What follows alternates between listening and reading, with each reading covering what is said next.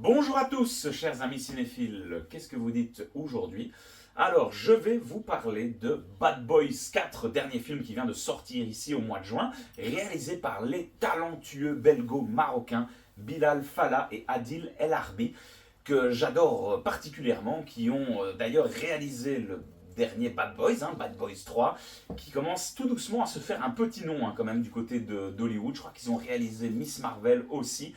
Et également, ils devaient réaliser Bad Girl et au final, ça s'est pas fait pour des raisons budgétaires. Enfin, c'est assez dommage. Mais bref, on les retrouve ici à la réalisation de ce Bad Boys. Bad Boys qui est bien sûr une licence phare quand même de la comédie d'action telle qu'on la connaît. Avec en tête d'affiche, bien entendu, les incontournables Will Smith et Martin Lawrence. Will Smith que nous revoyons maintenant après ce fameux épisode de la gifle pendant la cérémonie des Oscars qui avait fait littéralement le tour du monde. Et depuis, on n'avait plus vu Will Smith. Donc voilà, ça fait clairement plaisir de le revoir depuis tout ce temps. Et voilà, la magie opère toujours pour ce qui est de Bad Boys 4. Synopsis du film un petit peu. On retrouve notre équipe de Bad Boys préférée qui, suite à quelques malversations du cartel, leur vieux capitaine Howard va être inculpé. Howard décédé dans Bad Boys 3 va être incriminé dans une affaire de compte offshore et les Bad Boys vont se retrouver un peu seuls contre tous pour laver l'honneur de leur ami, de leur capitaine décédé il y a peu. Donc rapidement, moi sans trop spoiler, j'ai beaucoup aimé ce Bad Boys 4. Je trouve que les 4 se regardent comme du petit lait, c'est toujours un véritable plaisir. Euh, Bad Boys 3, je trouvais déjà qu'il y avait eu un renouveau au niveau de la licence, avec cette jeunesse, cette fraîcheur apportée par les deux réalisateurs belges. Et voilà, on reste dans la même lignée que le troisième. On sent que même dans les mouvements de caméra, on est sur quelque chose d'assez frais. Pas mal de mouvements au niveau du drone. C'est quand même assez plaisant à suivre. Il y a des plans au niveau des gunfights où on a parfois l'impression d'être dans un jeu vidéo et quand on suit Martin Lawrence ou Will Smith, que voilà, on est dans un FPS et que vous suivez vraiment votre personnage. Et à côté de ça, il y a toujours cet humour qui est vraiment particulière à la saga Bad Boys. L'humour qui est incarné par nul autre que Monsieur Martin Lawrence. Martin Lawrence, on ne présente plus, c'est bien sûr Big Mama. Voilà, il s'éclate dans ce rôle. Je crois que c'est un de ses rôles préférés. Et on voit que le gars s'éclate pendant l'entièreté du film. Alors c'est assez drôle parce que l'acteur a quand même pris pas mal de poids et donc ils font plein de blagues un petit peu par rapport à tout ça. Will Smith, voilà, il est toujours assez touchant. Bon, ils lui ont mis un peu de développement de personnage. Donc c'est quand même, ça fait quand même assez plaisir. On retrouve la petite équipe qui avait été introduite dans le troisième opus, avec le retour de Vanessa Hudgens qui apportait un petit vent de fraîcheur aussi à la saga Bad Boys. Il y a quelques petites caméos assez chouettes. Donc voilà, on réinvente encore une fois pas la formule pour ce quatrième opus.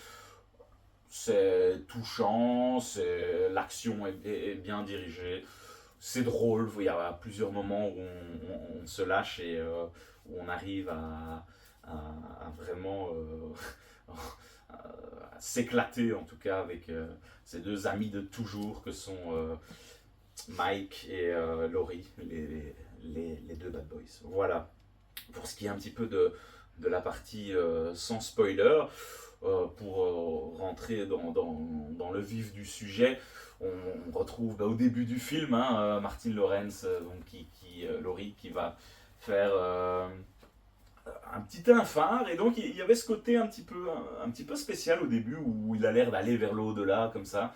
où il est aux portes de la mort, et puis il va discuter avec son ancien capitaine. Il va revoir un petit peu tous les passages de sa vie et quelques visions du futur. Et puis ben voilà, c'est génial quoi, tous les moments du film où le gars se dit c'est pas mon heure, on me l'a dit, il commence à traverser, enfin il défie les lois de la sécurité, de la enfin, c'est n'importe quoi, mais c'est tellement drôle, il est génial, il y a plein de gros plans sur sa grosse tête là devant la bouffe, hein, je veux dire, c'est assez drôle, il y a plein de références à son régime, et donc il y a plein de moments où le gars veut bouffer, enfin je veux dire, Martin Lawrence c'est quelle pépite quoi, je veux dire, du début à la fin, moi j'adore cet acteur, il est incroyable et j'espère qu'on pourra éventuellement le revoir dans un cinquième et dernier opus.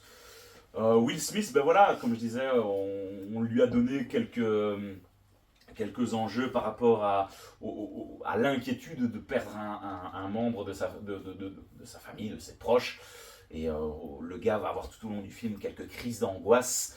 Et voilà, c'est un petit peu son développement par rapport à ce film. Et puis il y a sa relation qui est toujours assez touchante avec son fils, où fils qui avait été introduit dans le troisième opus, on le retrouve ici. Et même lui, on sent que voilà, on essaie de lui donner un peu de rédemption. Et donc c'était assez chouette, hein. Il est quand même touchant cet acteur Armando, qui a joué dans Expendables, si je dis pas de conneries. Très très chouette développement, ben voilà, le gars est là clairement pour aider nos amis, et tout au long du film, c'était clairement aussi un plus à ce niveau-là. Point négatif, je dirais, allez, le méchant, bon, c'est assez basique, quoi. C'est un petit peu, je suis le méchant, je suis là pour me faire, entre guillemets, de l'argent. Et puis, bon, voilà, c'est pas clairement le méchant le plus intéressant de la saga, mais on va dire qu'il aura fait le taf dans ce quatrième opus sans être de loin splendide. Alors que l'acteur est quand même assez cool. J'ai plus son nom comme ça en tête, mais c'est assez sympa. Et puis, encore une fois, toute l'équipe qui est là autour des Bad Boys, c'est toujours chouette. Le gars qui sort avec Vanessa Hudgens, euh, qui pirate un petit peu. Et puis il y a la flic qui a remplacé un petit peu Howard, qui, qui va littéralement buter son mari après une heure de film. Enfin bon voilà, Marie qu'on voit clairement qu'il était de mèche et que c'était un ripou depuis le début. Donc voilà, c'était pas très très utile. Après, bagarre de fin que j'ai beaucoup aimé, entre guillemets, où ils viennent sauver la femme de Mike, puisque oui, Mike se marie au début avec sa thérapeute au début du film. Et puis à la fin, ils viennent la sauver. Et alors, quand ils sont dans l'avion et qu'ils parlent de l'histoire d'Alligator, et on voit un gros plan sur la tête de Laurie, tu te dis, ok, c'est bon, t'as compris, il y aura un face-à-face entre les deux. Comme de fait, un quart d'heure plus tard, gros face-à-face avec Martin Lawrence, l'Alligator, c'était génial. Donc ouais, j'ai beaucoup aimé. Et puis à la fin, il se fait prendre en otage par le méchant. Et puis euh, d'un coup, voilà, il a plus aucune croyance par rapport au fait qu'il puisse survivre à tout, que son heure n'est pas encore venue. Là, il abandonne tout puisqu'il croit que c'est terminé. Et puis voilà. Bien sûr, ça se finit un peu comme tous les Bad Boys, fin assez sympa, chouette, autour d'un barbecue à la Fast and Furious. Voilà. Après, petit coup de cœur aussi, c'est pour ce fameux Reggie, le beau-fils de notre ami qui est là, et qui est devenu un militaire. Et putain, à un moment, il se retrouve là, quand il y a des gens qui viennent chez Martin Lawrence pour kidnapper sa femme et sa fille. Puis le gars, c'est John Wick, quoi. Je veux dire, il commence à défoncer tout le monde dans la baraque. Enfin, ils lui ont donné vraiment un super moment. On n'est plus sur le petit puceau qui venait chercher la fille dans le deuxième opus. Mais j'avais adoré d'ailleurs ce passage, tellement iconique, tellement drôle. Je me souviens encore de tous les dialogues. Donc, et le film se finit même sur lui, quoi, avec Will Smith et Martin Lawrence qui lui laissent, entre guillemets, le barbecue. Tu l'as mérité, mon gars, vas-y, c'est toi maintenant le boss du barbecue. Voilà, Super petit clin d'œil, super hommage. Donc, pour un peu en conclure avec tout ça, moi j'ai passé un super moment par rapport à Bad Boys 4. Je l'attendais vraiment, parce que ça fait partie des licences qui sont vraiment agréables à regarder. On se prend pas la tête, c'est chouette, c'est frais.